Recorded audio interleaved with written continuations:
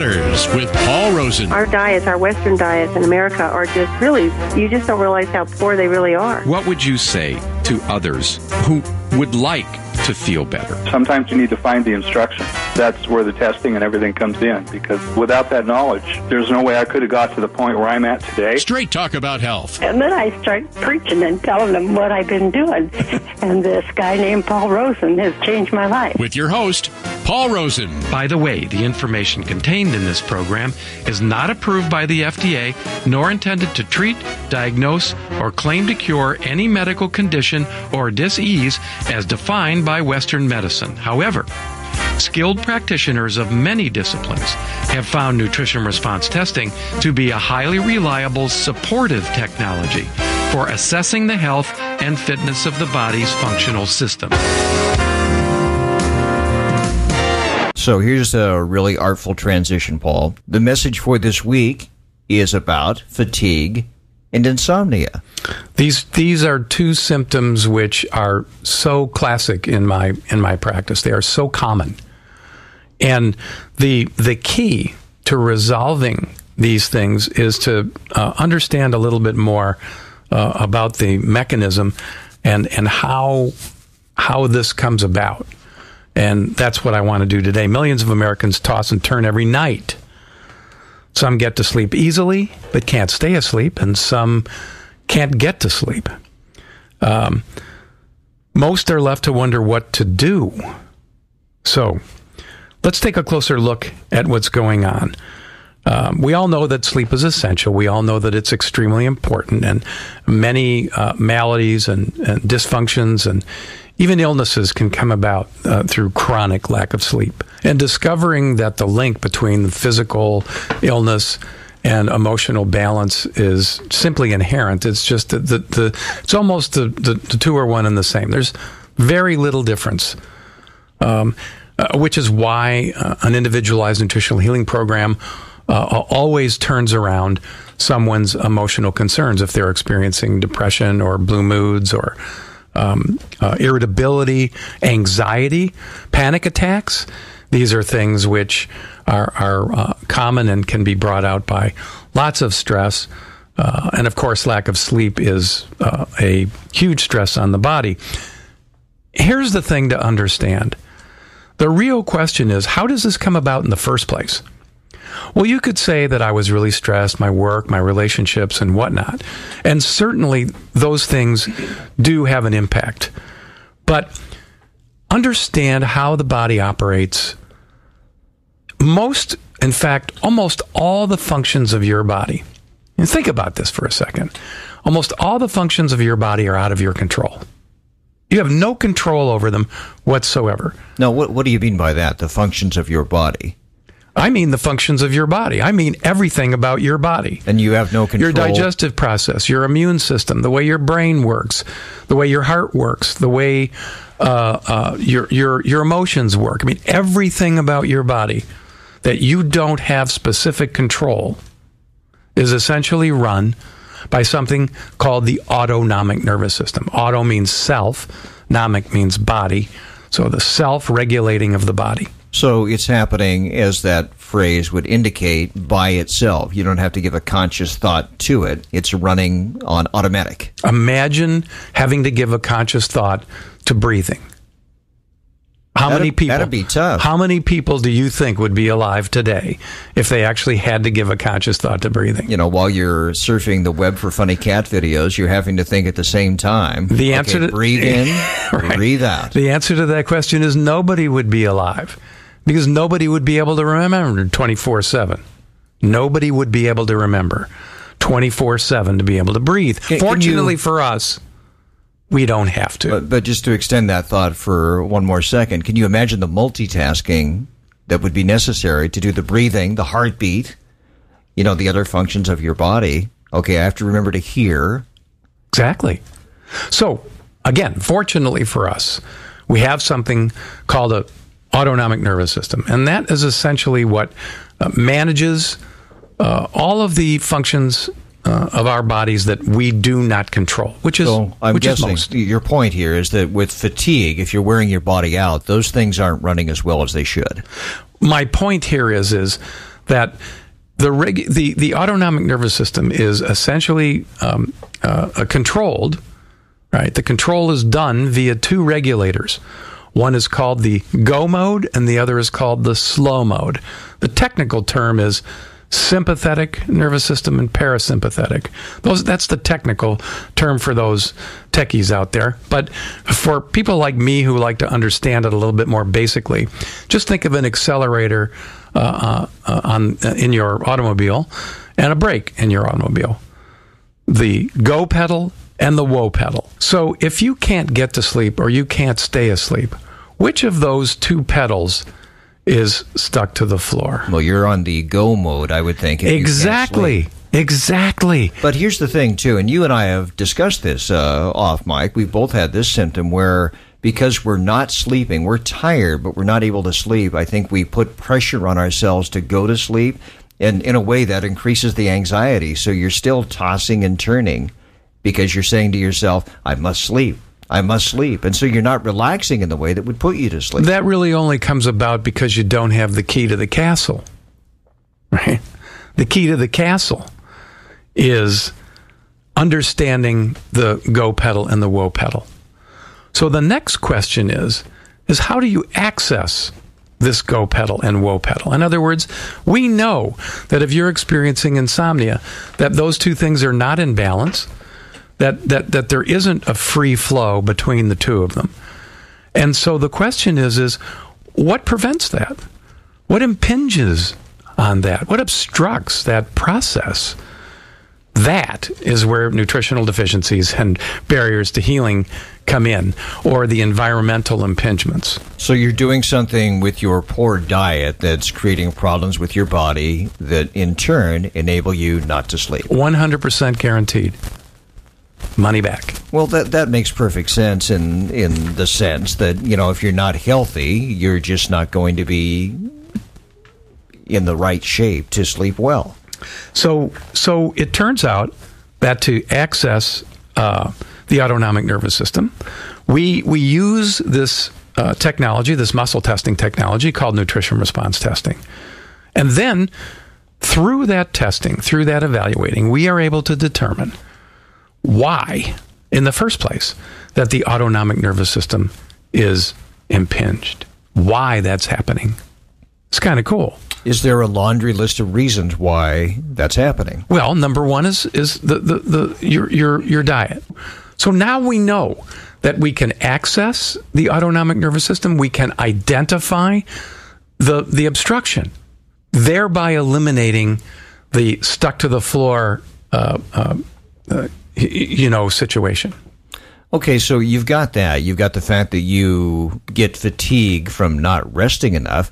And as you indicate, if you're an insomniac, that's because that go pedal is stuck to the floor. Correct. Well, what about the whoa pedal? What if you have no energy?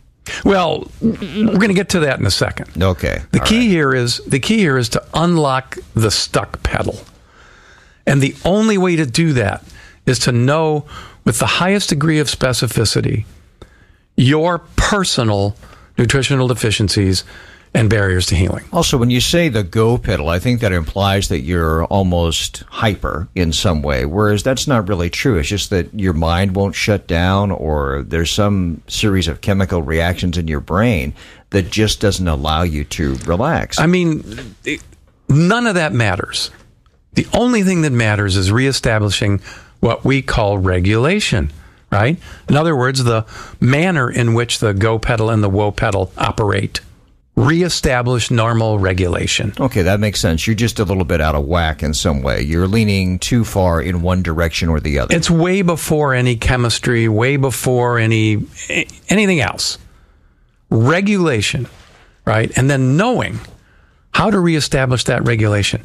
That's the keys to the castle. That's what we do.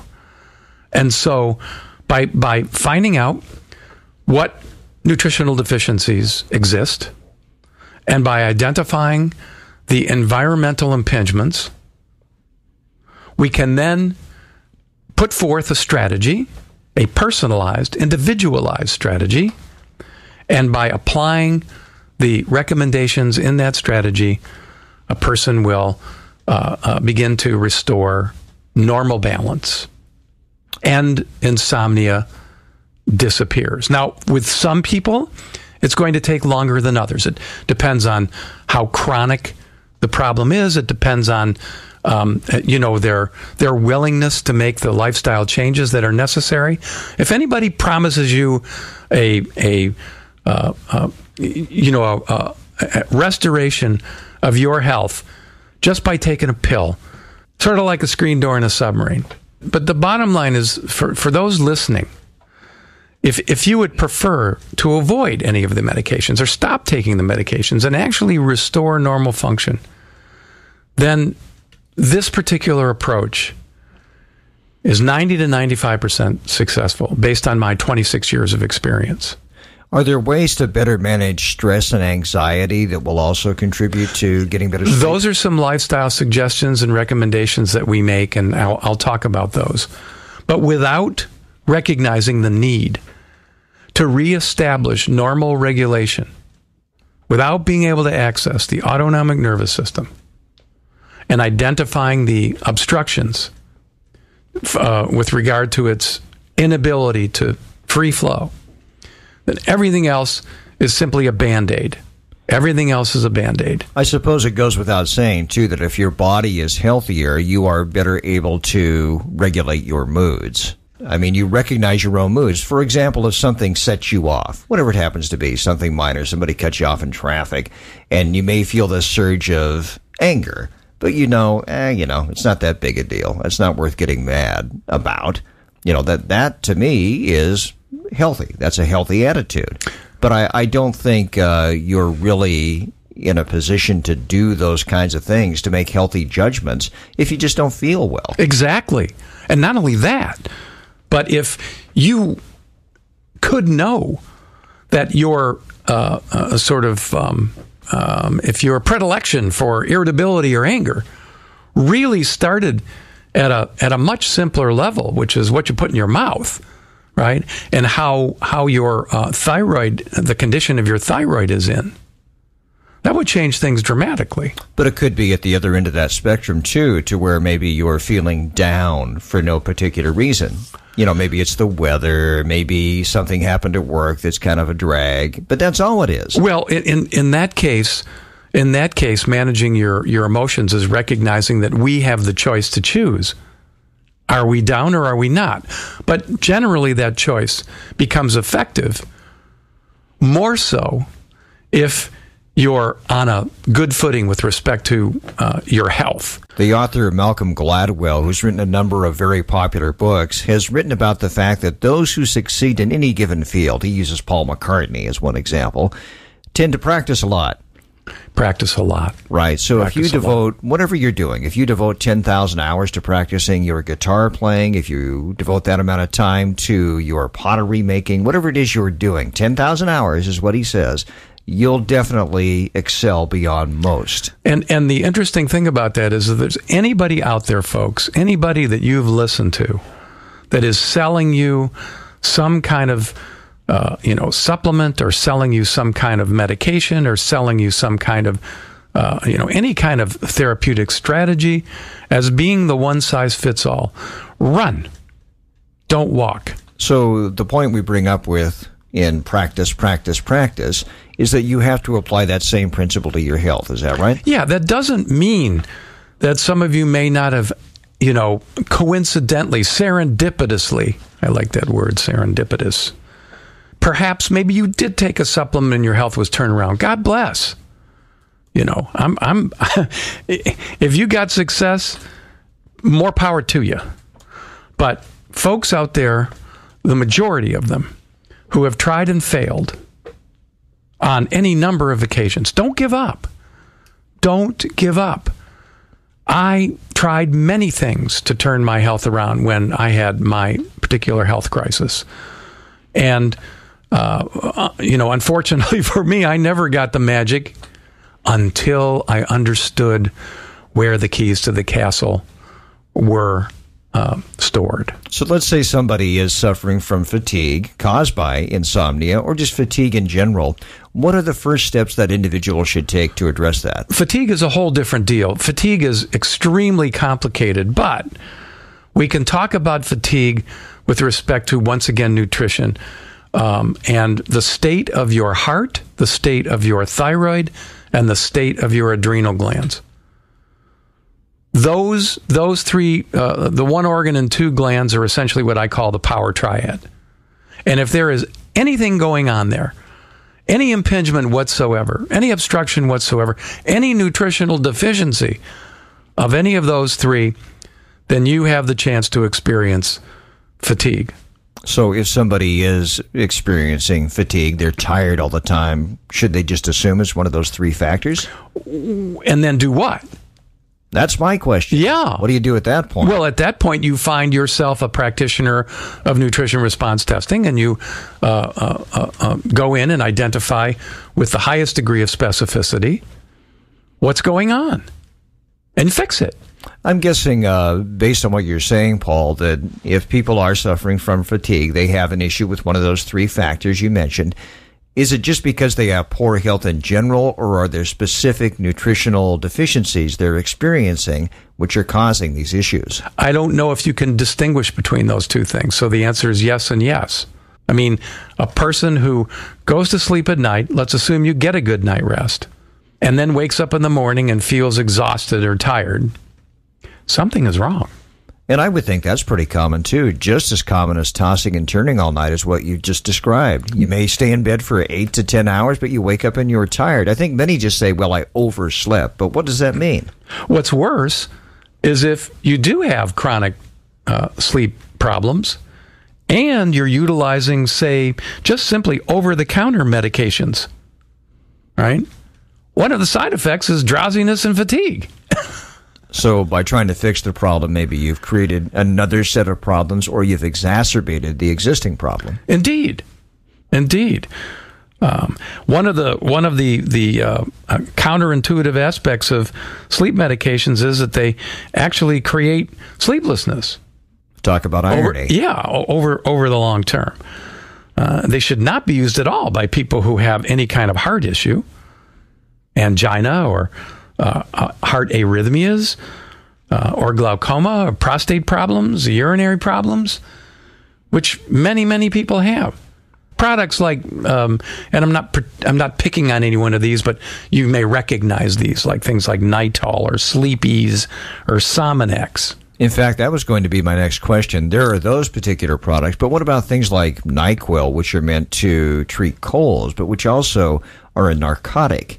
They'll knock you right out, because I think they're saying part of the treatment for your illness, your cold, is that you get better sleep. Bottom line is, if you're turning to medications to resolve a symptom, in this particular case we're talking insomnia, then you are absolutely guaranteeing that you're going to make the situation worse in the long run, because medications are suppressive in nature. What I mean by that is that they actually suppress the symptom that they have been discovered to affect, but they always create something else. Can you guess what it is, Ron? Well, I'm going to let you go ahead and tell me what that is. Side effects, right? We call them side effects, sort of like this term that maybe marginalizes, but nothing could be less marginal. Side effects are unintended consequences. So when you're given these medications, or you take these medications, if you've been prescribed one, your practitioner will say, let's see if you can tolerate this. That's pretty horrifying when you're given something and they say, let's see if you can tolerate this. Yeah, exactly. So this is either going to fix you or your head's going to explode. It's never going to fix you, ever. The medication will never fix you, because you're not addressing the root cause of the problem.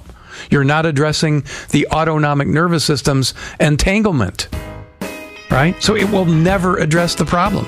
Remember, I said in the beginning, the keys to the castle are understanding how the autonomic nervous system works and having a method to be able to identify the impingement or the obstruction.